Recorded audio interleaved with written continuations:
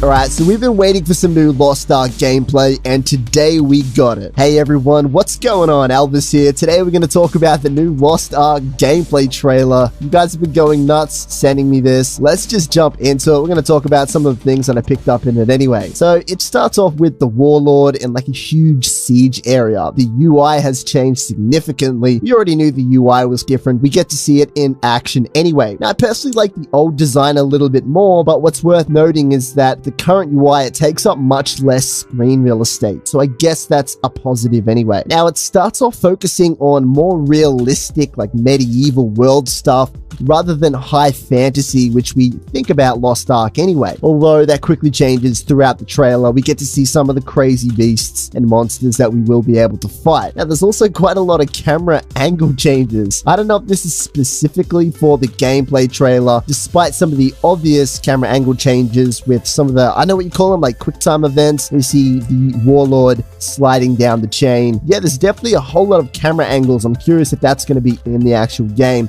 Very different to what we usually see anyway. Now we also get to see some more, I guess, quick time events or in-game cinematic events shown off here. I think this is their way of trying to get you more engaged in the world, a little bit more dramatic when you are questing. So this is a nice change of pace rather than the usual, like go and collect 10 of this and bring it back to the original quest holder. Something a little bit more pleasing to the eye when you are playing. Switch it up a bit, you know, it's quite extravagant to see this stuff. But anyway, let's keep moving on. So the highlight would definitely have to be the way that the combat plays out.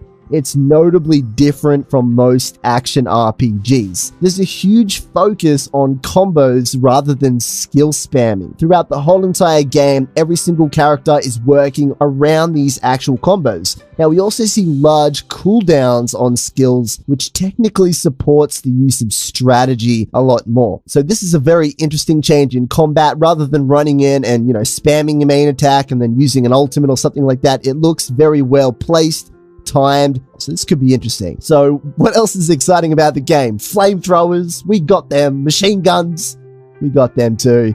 Yeah, I laughed when I see this. I usually get turned off from these type of things in action RPGs and MMOs, but I don't know why. I actually like it in this. It's cool. It fits Lost Ark, you know. Now, there's also some environmental damage showing off some of the traps that are in the game as well. I hope this plays a significant role rather than a minor annoyance. My experience with environmental damage in the past is that it's just there to be there, just as another obstacle. I would love to see some actual strategy with this inside of some of the raids where if you get hit by it, then you're going to die or you're going to get half your health taken out, and you do have to actually think about this as a puzzle, not just an annoyance. Musical instruments, they're in there. I don't know what this is. Now, we've also got to see the equivalent of what I would say the Diablo 3 treasure goblin. A nice little room here with little goblin chest things running around that you can take out. This is definitely, you know, a iteration on the Diablo 3 treasure goblin. Lastly, we also get to see some of the new raid bosses with up to 30 people who can play them. Now, I think this part of the trailer is quite a significant